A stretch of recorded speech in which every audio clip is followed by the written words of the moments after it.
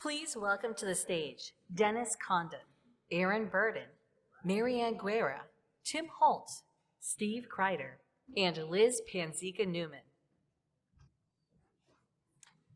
Good late afternoon. Our topic today is challenges, solutions, and opportunities. I know some of the panel well. I've worked with some of the panel. If you could each introduce yourself, your business, and your title. My name's Tim Holt. I'm the president and CEO of R2 Technologies. Been with the company for a few years. Prior was at Healthegy, and prior to that, Fraxel. Awesome. Aaron Burton, I'm the CEO of Cyton. We are a Palo Alto-based energy device manufacturer. Hi, I'm Marianne Guerra. I'm the CEO and founder of Aesthetics Biomedical. We're in Phoenix, Arizona. Hi, I'm Liz Newman. I'm the General Manager of North America for Solta. We're the makers of Thermage, Clear and Brilliant, Fraxel, and Vaser. Hi there, I'm Steve Kreider. I'm thrilled to be back in the aesthetic space after 5 years in therapeutic dermatology, and so I have the privilege of leading the marketing organization for Cutera. Very good. As Dennis Condon, I'm currently today, I'm the executive chairman of Geneva Medical, and I also sit on the board of Establishment Labs. In my career, I've had some interesting times. I became president of Mentor about 2 months before they shut down the breast implants. Later in my career, I was president of Bioform Medical just before we went public in 2007, and then you all know what happened in 2008. More recently, I became executive chairman of Geneva in 2 years before the pandemic hit. So there are some who say they think it's a causal relationship, and I'm sure it's just just a correlation. But given that topic of challenges, solutions, and opportunities, I'd like to have each of the members sort of address what was the biggest challenge in the last year for them, whether it was manufacturing, marketing, reaching the public, whatever, maybe the best solution they had, and then maybe more importantly, what have we learned? Is there something in some of those solutions that strategically we might change our strategies, might do business a little bit different? So it's a bit of a broad topic, but yeah, if you could. Sure. So R2 is a startup company, and we launched a product in the middle of a pandemic. And so, when we talk about challenges, product launches are challenging in and of themselves in good times. And so during a pandemic, creates and presents a number of other challenges that all of us are faced with. But for a young company with a brand that many are unaware of, that presents, I'd say, exponential level of challenges. So, for our team and, what we had to do is really kind of dig in and lean on, the technology and connecting with physicians and providers virtually to share our story, share the promise of our technology. That was helpful. It didn't replace the in-person touch that I think providers ultimately want when you're talking about a new product and something that is different from what they've seen before. They want to see it, and they want to feel it. They want to experience it. So demos are things that are typically done in device sales, and that's something that we couldn't do. But we learned the value, I think, from the pandemic and the things that we couldn't do. We learned kind of what the value of those things are coming out of it, and how to kind of, how do we strategize and move forward and really make sure that we're putting our resources towards the things that are going to move the needle. Great. I would say, the last couple of years has been a ton of challenges. I would say most recently last year, we, like probably most of us on the panel, the supply chain challenges we faced have been unheard of. It has been somewhat shocking, and we've been in business. We're celebrating 25 years, so this is not new to us. We're not building devices that we just started doing. This isn't new, but I'll just give you a supply chain example. Some time ago, we went to one of our vendors who builds one of our components, and they had a labor shortage.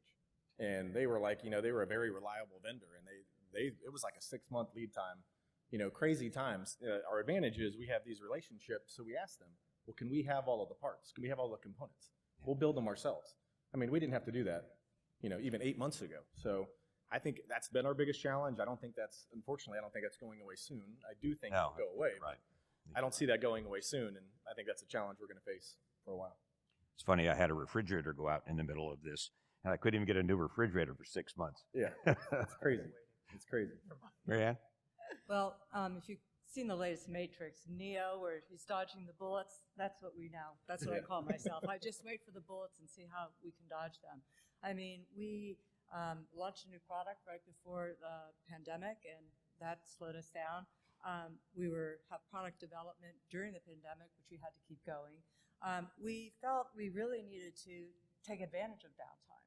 So we used that as our opportunity to, how do we connect with the community in a different way? So we knew people were sitting around, unfortunately, at their homes. So we used that as an opportunity to educate our practitioners, our providers, physicians. We created special targeted ways of approaching them so they would better understand our technology for radiofrequency microneedling, our new topical skincare product, which uses your own platelets to rejuvenate your skin. Sorry, I didn't get to talk about that earlier today with all the regenerative projects. But we really kind of looked at that, and then just recently, the supply chain. We're doing some internal development too, and we had 2 boards that we couldn't get access to, and then we had to be creative about how we did that. And we found them, we sourced them somewhere, but one went from $67 to $1,000, and the other went from $450 to $735. Those are huge obstacles, and we're a startup company, so we're dodging those bullets, trying to figure it out. And I think it's really important that everybody, our team, they're young, they're energetic, they're creative, and you have to capitalize on that creativity of the staff that you have. Let them go. Don't try to contain them. Actually, let them kind of fly and take advantage of what you've got. Mary, do you think this will last a while still, or what's your thinking about? On the supply chain? Yes, I do, and I think we've really looked at that, and we've sourced things. It's financially the impact, because you built out your budget and you're going to buy these things at the end of the year, and now you got to buy them now because they're available. We've had to retool things, so we didn't need those products anymore because we couldn't get access to them. So, I mean, you really have to be nimble and quick, and and again, I tell my staff, you can throw yourself in the gutter for about 3 minutes, kick and scream and cry about it, get up and go on, and let's move on with it. So that's pretty much what we do. Yeah. Establishment Labs, we're in 90 countries. We're not in the U.S. yet, but in 90 different countries, and it seemed like they were all out of sync, right? It was like nobody was getting the pandemic at the same time. It was really, really brutal. Yeah. Happened like a roller coaster. Yeah. Well, Solta, as an established company, really kind of took a different tack at the beginning of the pandemic. We really kind of doubled down and thought, how are we going to service our customers, particularly with our new Thermage FLX and our Clear and Brilliant Touch.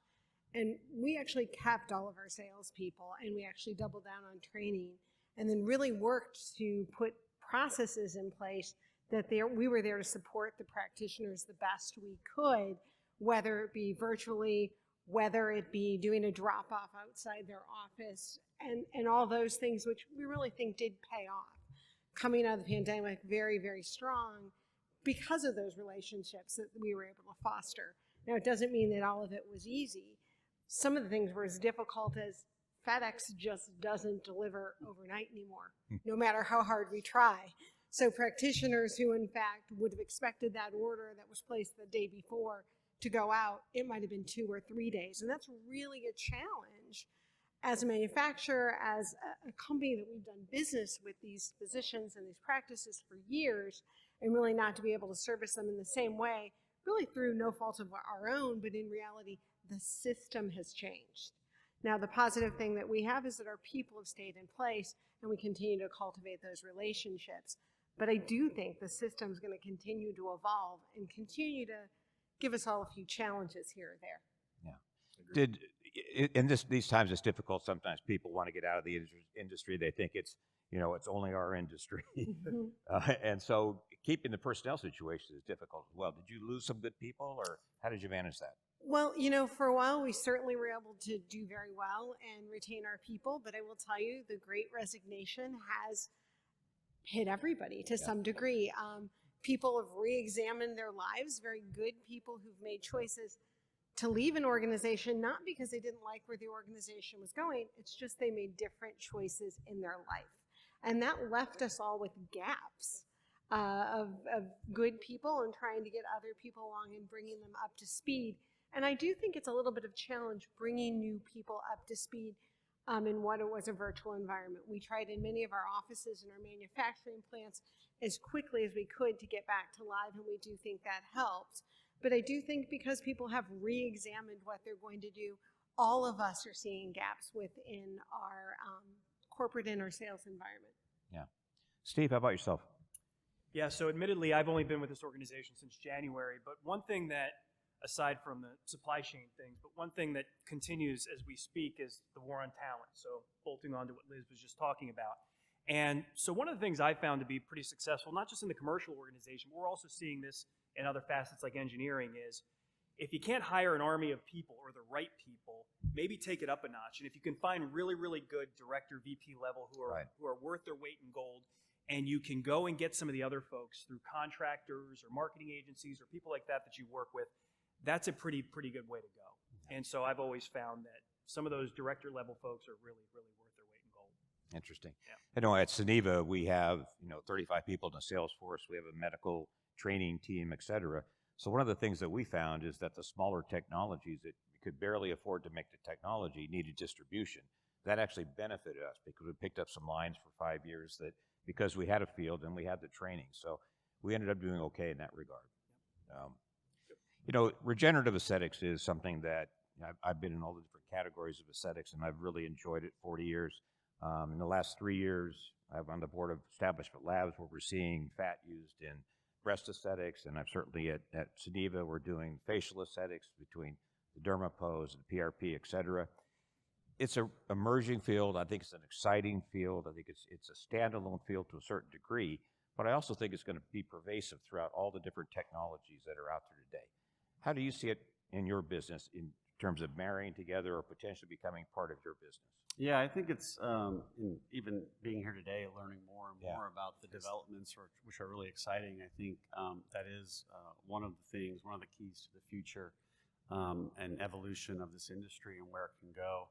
I also think the buzzy word out there is prejuvenation, and we think about preventative medicine or things that we can do to slow the aging process. So they all kind of fall in the same bucket as far as maybe where this is going and how do we address patients, whether they're further along in life or, as we see in some of the market research, how the market is expanding or where it's expanding and the younger demographic that's coming into practices earlier in life compared to years ago. And so what are the technologies that can bring those people in the door, which I think was brought up earlier today, but also provide kind of that preventative component to really push some of those corrective procedures maybe a little further out in their lifetime. But to your point about regenerative medicine, I think that there's some incredible developments there. We know that there's billions being spent on life extension technologies and things like that. So that's definitely an exciting part of our future.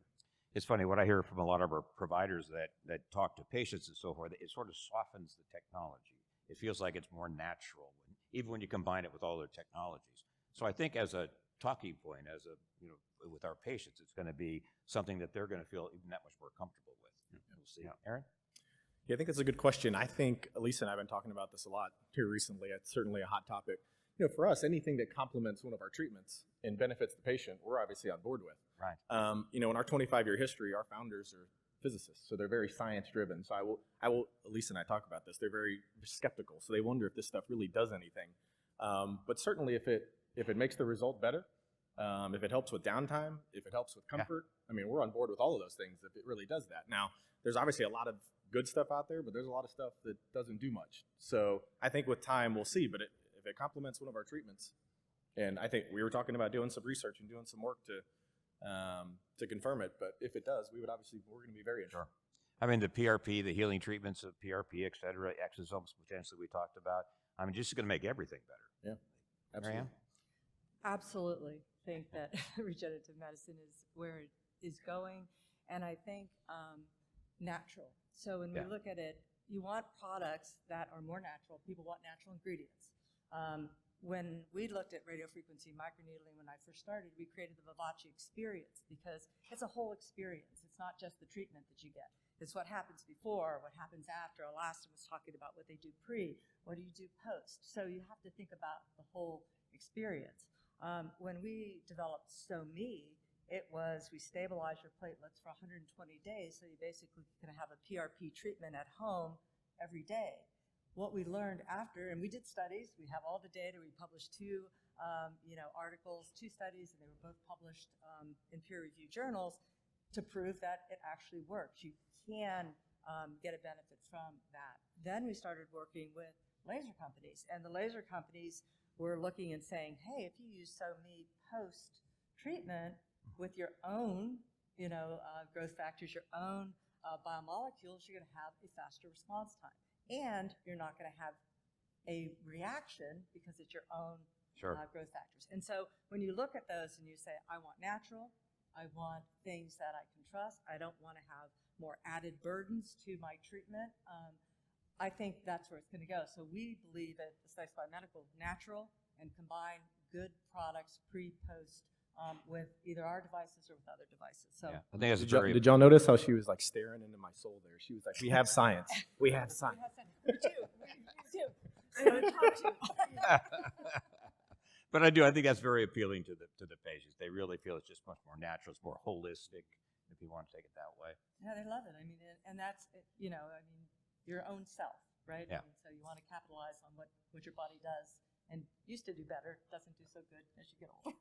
We're going to give you more of you. I want to Liz? use my daughter's growth factor. That's exactly it. Well, this is near and dear to our hearts because Solta has everyone's favorite pre-rejuvenation laser, Clear and Brilliant, and that's something that the darling of the millennials, the younger people who are entering into the market, they've already been exposed to these technologies early on. So you really do think as they evolve that this regenerative medicine is really going to be appealing to them. I think the interesting thing is when you really listen to the physician panel earlier is when you're pairing it with technologies like Clear and Brilliant or Thermage, where you're getting that new collagen stimulation, the question is, where are the milestones? Where are the milestones and where do you enter and what's this look like with the combination therapies? So how do you put the two things together of known treatments that we have today in our arsenal, things that the patients like, with the new emerging technologies? And what are the right intervals for those to actually happen? How do we pulse that? What's the recipe look like? And that's why we really enjoy working with the physicians, because it's really going to come down to the practitioners to really work with some of this experimentation. Some of it's far outside the realm of where the companies are today. It's really going to be the physicians on the spearhead and us to take that knowledge back and really kind of work with it from there. Yeah, that's great. Steve?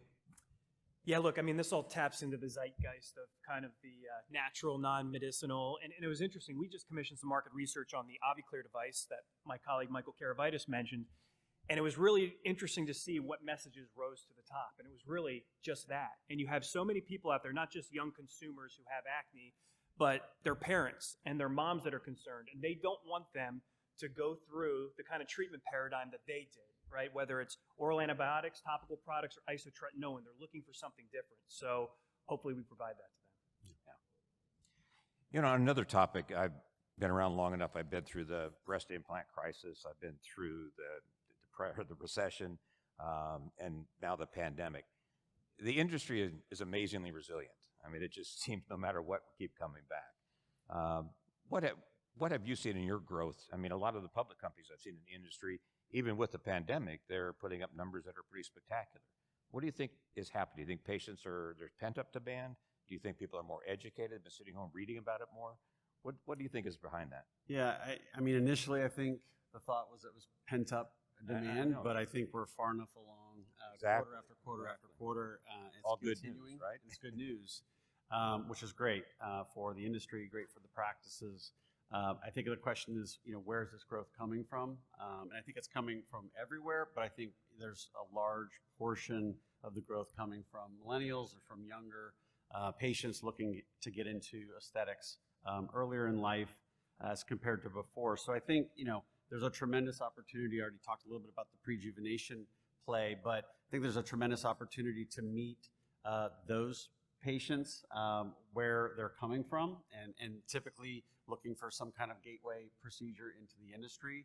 I think the bar is typically set a little bit higher with that type of patient as far as expectations on experience, result. And then there's some price point sensitivity that goes with it. So it's kind of wanting it all. But, I think it's really interesting. And I think that's kind of where we're learning and how we look at with our product, Glacial RX, and how versatile it is. There's definitely an opportunity there to meet that market segment. Yeah, it's interesting. With the companies I'm with, as we try and use social media and other things to get to the consumer more, there's so much of that today. The education is phenomenal that's out there. Yeah. So it really is driving it. Aaron? I would say, our industry is doing really well right now. It's pretty amazing to see the growth. I think everybody up here, all of our companies are doing really well. In 2020, it was amazing. In March, a lot of the Sciton team is over there. We come in groups, if y'all haven't noticed that. We come in packs. But I remember in March, we're not really sure. I'm talking to Rob Brindley, our head of sales, going, what does sales look like? He's like, I have no idea. I have no idea how to give you a forecast. And for 45 days, you thought like that. And then in May, we see the treatment just start to skyrocket. We have something called Sciton IQ that tracks all of the treatment data.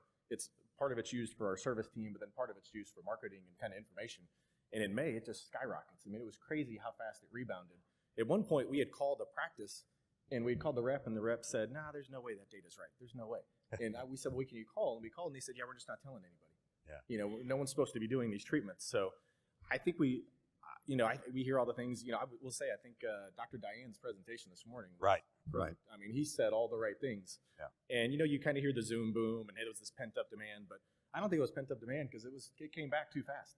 Did come back fast. I think you're seeing the world is somewhat changing. I think it has to do with Zoom has something to do with it, and Zoom's not going anywhere. I spent a lot of time looking at myself on Zoom. Yeah, and not only looking at yourself, you're on 50 or 60-inch screens. Exactly. You're in a conference room. Started using the iPhone. Yeah. So it's Zoom's not going away. Social media is here to stay. People use filters on social media, but the reality is they want to look good. They want to feel good too. So they do the filter, but then they want to do something about it too. None of that stuff is going away. So that's why I think all the things he said this morning were really good. And I think you had the recession, and who are the companies that survived that? Who are the companies that are surviving this? But I think the industry is pretty darn resilient. It's been phenomenal. Like I said, seeing the public companies, the numbers they're putting up, it just amazes me. It's very encouraging. Yeah. Marianne? Well, everybody keeps getting older. So that is one thing that's not going to change. And, so that we got going for us. I think when you look at younger folks are looking at the prejuvenation, and they're looking at, how do I stay younger longer? I think also you just have, when I was listening to everything that was going on today, and I'm looking at all these products, and like, which product do you use? Which one's the best one? I don't have that many drawers in my, bathroom to store all this stuff, but everybody has a different need.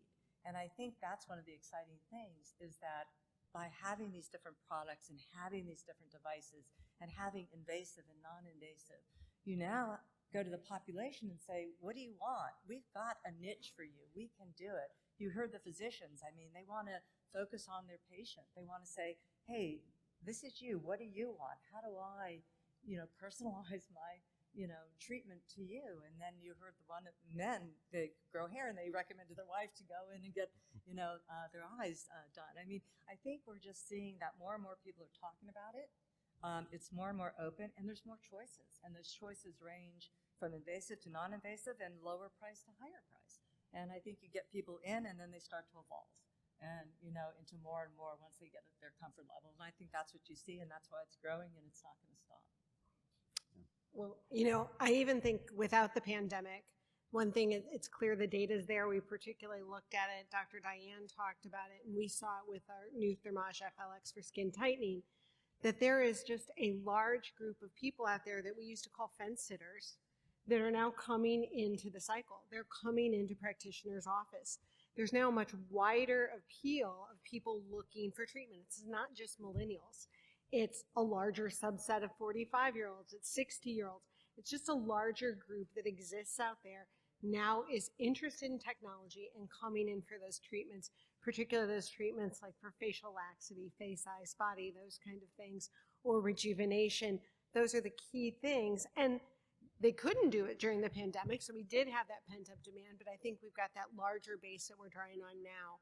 I do think the one thing we're going to see coming out of the pandemic with the challenge to our practitioners is labor. The question is, and we've found, even in these first couple quarters, is the demand's going to our practitioner's office. We see the increased demand for that, again, face, eyes, body, the tightening, the thermage. Can our practitioners get enough labor to do the treatments that demand is coming through their office? And can enough of these practices scale up and get people trained? We talked about, I think Dr. Diane alluded to it, can we get them trained and ready to do the procedures? I think that's where the pinch point is actually going to be in the industry.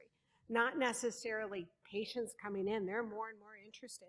They have dollars they're willing to spend, particularly in treatments that work. The question is, can our practitioners get enough staff to actually handle all the treatments? Steve, want to wrap up? Yeah, happy to do it. I'll throw a different theory out there. It all obviously contributes to it, but here's one coming from the therapeutic side of the business is every year benefit designs get a little bit worse, right? I mean, the amount of patients that have Cadillac-type insurance that cover everything is less and less each and every year, and so people are more accustomed to spending their own money at the doctor's office, and so we've kind of crossed that Rubicon. And 10 years ago, everyone expected, maybe I'll shell out a copay, but that's going to be it. Now it's commonplace, and now we have health savings accounts and other things. So I think people are willing to throw down the plastic, and they're getting a care credit card or something like that, and maybe they signed up for a $3,000 treatment, but they just got approved for $5,000, and so they bolt on other things to it as well.